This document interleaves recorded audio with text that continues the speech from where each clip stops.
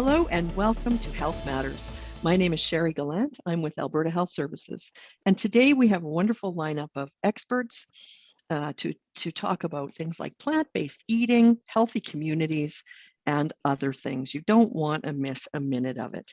And speaking of plant-based eating, we're going to kick off our show today with Deborah McLennan. Deborah is with us. She is a registered dietitian, and she's food and nutrition coordinator with the Alberta Pulse Growers. Welcome, Deborah. Nice to see you there in your field of, what is it, peas? Yes. Hi, Sherri. Thanks for having me. Yes, this is a wonderful field of yellow peas that are flowering. So in a few months, a couple of months, they'll be having those pods form, and then you'll see our farmers out there harvesting. Yeah. So you're with the Pulse Growers. We're looking at peas, and so are peas an example of a pulse crop? Yeah, so pulses are part of the legume family. So most people are familiar with the term legume, but maybe not so familiar with pulses. So like as we like to say, all pulses are legumes, but not all legumes are pulses. So legumes, it's a plant that's got pods and there's seeds in the pod and you eat those seeds.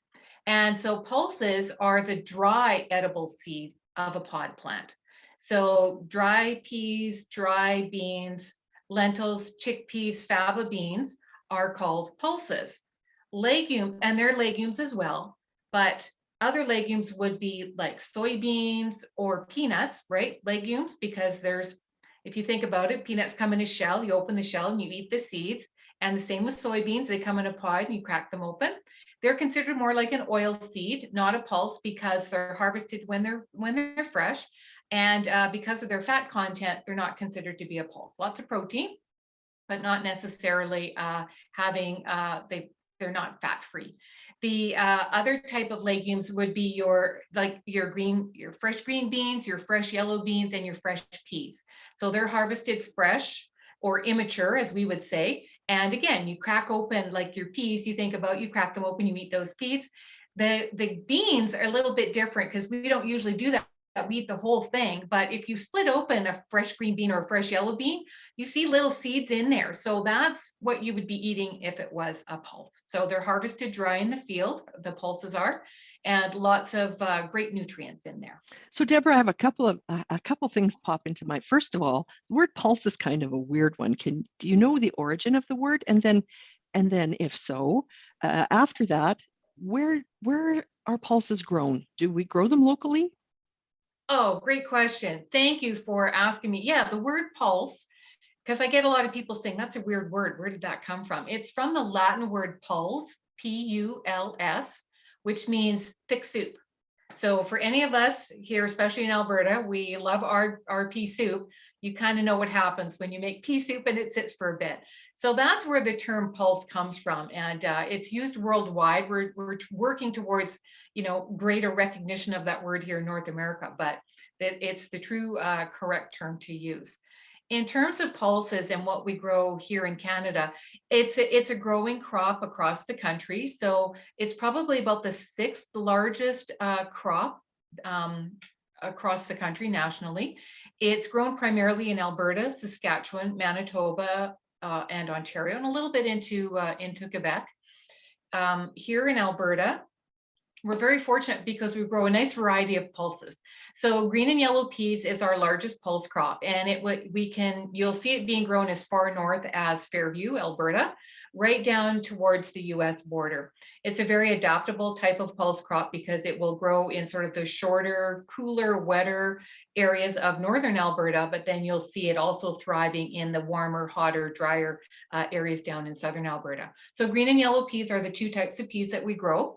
And you'll see a lot of yellow peas being used in a lot of the foods that you see on the grocery store shelves, where they're using pea protein or pea flour is typically coming from yellow peas because it's a very flavor neutral, color neutral type of product. The second largest crop that we grow would be our green lentils and our red lentils. And those like a little bit more heat, a little bit more sun. So typically you'll see them from about Calgary down south to the US borders is where they're grown. Our third largest crop would be our dry beans. So, and being in Lethbridge, You guys are in prime bean growing country. So our bean production happens between Tabor, Vauxhall, and Bow Island down to the US border. And the beans that we grow, our largest crop would be pinto beans. And then we do grow some black beans. And our white bean is called a Great Northern bean. There's two other beans that we grow. One's called a yellow bean and the other one's called a red bean. Those are two beans that we grow exclusively for export. So you won't see them on any of the grocery store shelves. But the other three you will certainly see more readily available. But again, beans, we like to call them the diva of the pulse world. They like just the right amount of light, just the right amount of heat, just the right amount of water. They're very particular about what they need, and Southern Alberta offers them all of those wonderful attributes that help them to grow and to thrive. We also grow some chickpeas, and the type that we typically grow the most of would be what we call kabuli. And that's the one that you would see, that's the typical one that you see. It's the light tanny color, it's quite round. It's the one used to make hummus. It's the one you see in cans. The other type we grow a little bit of are the desis, smaller, darker brown. You'll see those more in other countries being grown, not so much here, but we do grow a few of those around the Medicine Hat area. They like a lot of heat, a lot of sun, and they need a fairly long growing season. The other type of pulse that we grow is a faba bean, or in other parts of the world, fava beans. It's a large, broad bean, and they grow in the same type of areas that you see peas being grown in. So, and most of our faba beans we do provide for export as well. So we grow quite a wide variety of pulses all across the province. Can you talk about the benefits of eating all of these wonderful things that you've just told us about? Oh, well, going back a little bit, Sherri, to what you were saying about plant-based eating. So what started off as a trend perhaps a few years ago where people were, thinking about this, I think it's safe to say that it isn't really a trend anymore. There's more and more people interested in adding more plant-based proteins to their diets. Pulses people who've been eating vegetarian and vegan for years have been including pulses in their diets along the way. But now we're just seeing more and more interest from everyone wanting to include more plant-based proteins.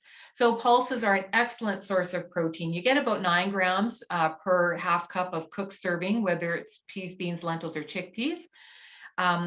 So you get that wonderful addition of protein into whatever recipe you're using or whatever meal you're including them in.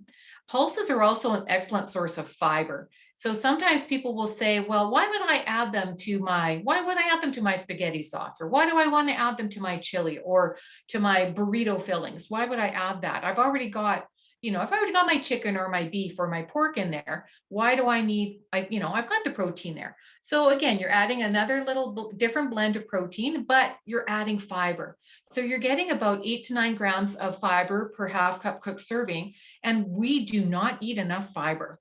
So adding pulses into there adds that extra bit of fiber that if you're struggling to get more fiber in, it's a really great and tasty way to get that fiber. Pulses are also a really great source of a lot of different nutrients like potassium, zinc, magnesium, folate, and iron. So again, very nutrient rich that you can add into your foods. Or again, if you're looking to add additional plant-based protein to your vegetarian diet, they're a really great way to add those important nutrients into your food intake. So the other thing that's really interesting is that part of that fiber component that we get with pulses. So you get insoluble fiber, which we call nature's broom. It's what helps keeps us regular. It also has soluble fiber, which is what helps to keep our hearts healthy. So pulses have a benefit to heart health. We've got studies that have shown if you were to eat 1 cup of cooked beans every day, it can help to reduce that bad cholesterol, that LDL cholesterol that tends to clog your arteries. And then it can also help to reduce your total cholesterol level. So it can really help contribute to promoting heart healthy eating. Pulses, because of their fiber and their protein content, along with they've got some really great complex carbohydrates in them. They're considered to be a low glycemic index food, which is really beneficial for people who have diabetes that are looking for different ways to add those heart healthy and those healthy complex carbohydrates, fiber, and protein to their diets. So they're a really great addition to their diets there.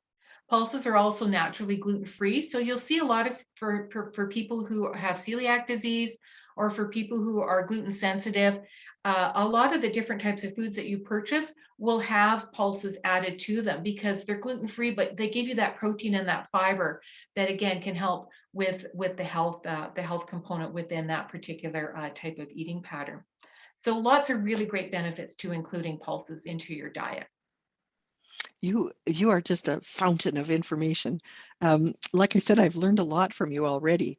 Is there, can we direct people to a website if they want to learn even more? Certainly, you just come on over to the Alberta Pulse Growers website, so albertapulse.com, and then you'll click on the Eating Pulses tab, and that will take you into all of the information where you can, the different pulses that we grow, health and nutrition, cooking tips. We have a whole stack of recipes, all different kinds of resources there that you can get. And as well, if you're interested in learning a little bit more about the agriculture side, pulses are a very sustainable crop. They don't need a whole lot of water to grow. There's a different type of crop that can grow just about anywhere in the world. They're really key to improving soil health. So that's why you'll see a lot of our farmers including pulses as part of their crop rotation to help with that soil improvement. And pulses have this really unique ability to take nitrogen from the air. They partner with bacteria in the soil and they have these little nodules. And what they do is they fix the nitrogen. So it's like they kind of create their own nitrogen fertilizer. So when farmers grow pulses, they don't have to use as much of a synthetic nitrogen fertilizer for that crop to grow. So again, it helps with cost controls, but again, it also helps to reduce that carbon footprint, and you get this wonderful sustainable crop that's there.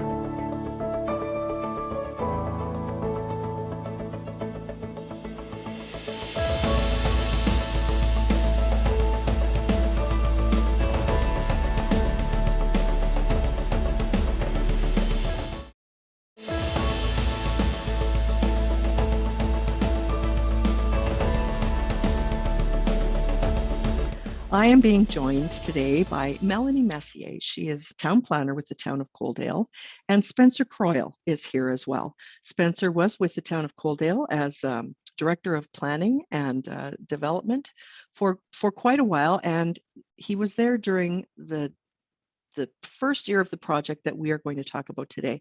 We'll just note that Spencer has moved on and he's now with the city of Lethbridge.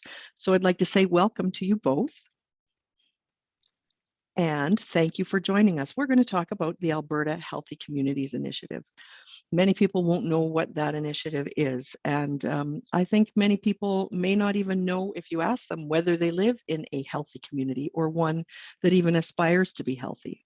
So I'm hoping you can shed some light on this, and maybe we have some viewers from other communities who may wish to dip their toe in this water as well.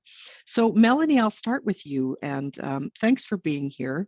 If you were to recommend first steps to other communities, if they're watching, if they're seeking to focus more on health in their community, what would you suggest they start with? First, I'd say that it's important to have a good pulse on the community and what their wants and needs are for opportunities for improved health. There are informal and formal ways to make note of these desires through engagements associated with different projects around your community. So say, for instance, through our municipal development plan review, there were opportunities for engagement during that project. And during that, we received commentary about a desire from the community to have more grocery store options in town, which gives us a better sense of what citizens see as valuable to them. So there is also an opportunity for people that are in our positions as planners or working for a town to consult with other departments on their area of expertise. So say, for instance, our Parks and Recreation departments are the most familiar with environmental and recreational landscapes in the town. So whether it's identifying an opportunity for a formalized pathway just from desire paths made by pedestrians and cyclists, there is value in making note of these things and keeping them in mind for future projects. As planners, we have a unique opportunity and what I think we would both consider as a responsibility to create synergies between different projects that are going to benefit all areas of town. So again, just coming back to that idea of a future grocery store, if we have an idea of where it's going to go, we need to ensure that we're creating active routes for community members in other neighboring areas to be able to access it and have that opportunity to walk to that type of amenity. To summarize, I'd say that thinking holistically about communities and whatever project you happen to be working on is a great way to start building a healthier community. Also inviting residents to take an active role in providing feedback as to what they think is important to help them lead healthier lives and to provide a basis to gain some support from council. We are lucky that in the town of Coaldale, we have a really supportive council that allows us to initiate pilot programs and to come back to them with updates on these pilot programs and provide recommendations. So by getting some of these innovative ideas off the ground quickly, it really helps us to propel the idea forward and to gain interest from other departments, residents in the community, and our town council.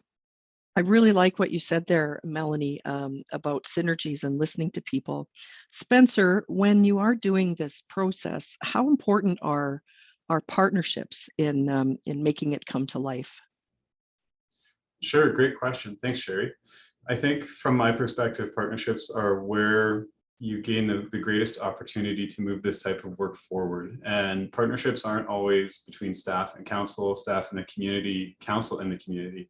We have to look for partnerships and opportunities for partnerships amongst some of the seemingly unrelated stakeholders in a conversation like this. So early on in the process, we were able to form a good partnership and relationship with Alberta Health Services and their public health professionals in the South region.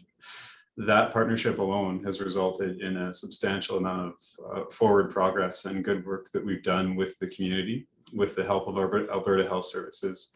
And from there, we can kind of blossom the idea out into other areas of the community. So by working with Alberta Health Services so closely, we formed stronger partnerships and bonds with our business community and our schools and our local Chamber of Commerce. And so really, to me, a partnership is as much about creating a web of conversations that holds the whole idea together, whatever it is that you are looking at moving forward or discussing with the community.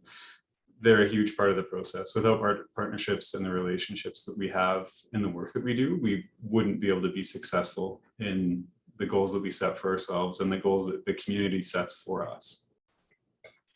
It also occurs to me as you're talking too that there's that strength in being able to draw from those partnerships, that you're not doing this project alone, because I imagine it might seem kind of like a big thing when you're getting started. So I can see the value of those partnerships.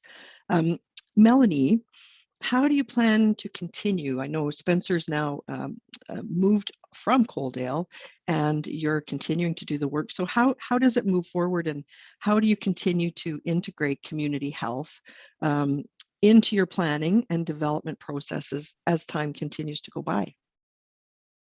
So out of the work that we did from the Healthy Communities by Design team's initial tool, so the Healthy Places Action tool, we did gain a lot of feedback from our working group as well as from the larger community.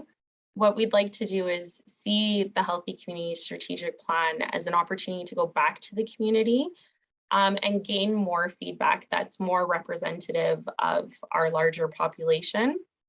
And from that, we'd like to really provide goals within that plan as to how it can extend over different projects that are happening in town, different opportunities to provide a unique lens of health to different opportunities, and to really take what our community is telling us and incorporating that into the growth that's going to be happening in Coaldale over the next 10 to 15 years as we are growing quite substantially. Spencer, maybe you can help us wrap it up.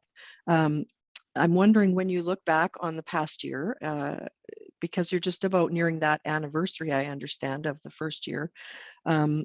Seems like Coaldale has achieved a lot in that time, and even maybe leading up to the official project, the work that you've done. So what do you think the Coaldale approach is that has contributed to the success so far? Great question. So I'd attribute it to two or three things. Mel's already touched on one of them, which was the relationship and the strength we gathered from Alberta Health Services and the support they've provided.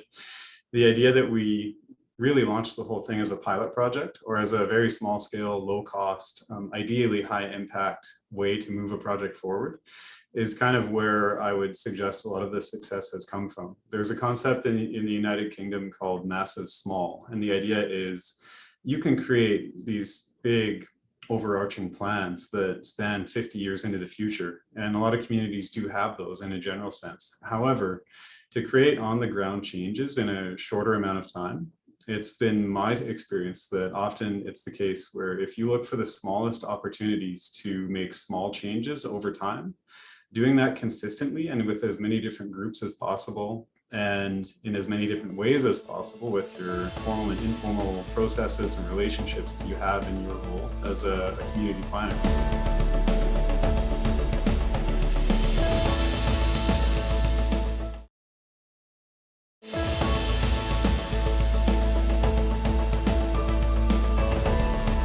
Welcome back. Thanks for staying with us. We're joined now by Vicki Hazelwood. Vicki's with the University of Lethbridge, and she is coordinator of the Building Brains Together program.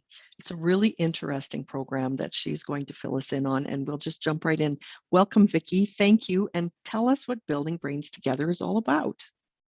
Thanks, Sherri. Yeah, you bet. Well, Building Brains Together, we're about promoting healthy children's skills, building children's skills through playful interactions with adults.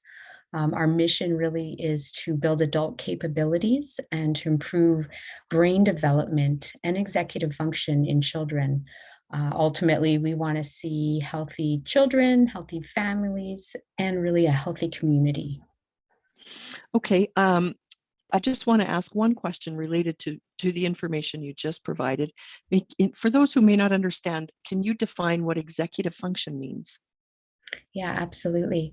Executive function is the brain's ability to hold onto and work with information, so to filter distractions, focus thinking, and to switch gears. Scientists refer to these capabilities as executive function, and really it's a set of three types of brain function. So there's working memory, mental flexibility, and self-control. And what we know is these skills are so important for children as they grow up. They're not born with these skills. They have to be developed and practiced in order to develop them. And so to expand on, what working memory is, that's really the ability to hold information in your mind and to plan and set goals and develop steps to kind of get from A to B. Cognitive flexibility or flexible thinking is the ability to move from one task to another. So you might see in a child that they're playing on the carpet in the living room, and then the parents call them for dinner time, and they have to switch gears from play to coming to the table for dinner, and they don't want to, and they might have a meltdown. That's very normal at a young age because these executive function skills are underdeveloped. And so as they practice that flexible thinking and shifting from one activity to another, it actually makes them stronger in that area of their brain. And then the third area I mentioned is the behavioral inhibition. And this is the ability to control impulses. So to stop engaging in a behavior to stop and think before you act, which, we know adults that don't necessarily stop and think before they act. It's a very important skill for children to develop so that when they are with peers socially, they can interact well and control those impulses and think before they respond in difficult situations. How can adults support children how can they support the strong brain development happening? Good question. Well, there are a number of different ways. Building Brains created a curriculum. So back in 2016, that we tested at 4 early learning sites in Lethbridge. And what we learned, children were tested as they began the program and then once they completed it. And these were executive function games that they used. And we saw significant development of executive function skills from pre to post. So adults, parents, caregivers, grandparents really could access our free resources on our website and implement some of these simple games into their everyday activities with their children. There's simple games like red light, green light that parents are probably very familiar with, or Simon Says. So it's not complex to build the executive function part of the brain. Their play is how it can be done, and all our curriculum games and resources are very play-based. So we encourage parents to check out our website. Our free resources are there. Also, we created a game bag. We call them our Building Brains game bags that contain 10 of our original curriculum games that help build executive function, and all the instructions on how to play them, and then also what children learn while they play them. And then it contains all the supplies to play these games. And actually, we've partnered with Lethbridge Public Library, so parents can actually go there, take out a bag for free, and enjoy it for a week, try it out at home, and play the games with their children.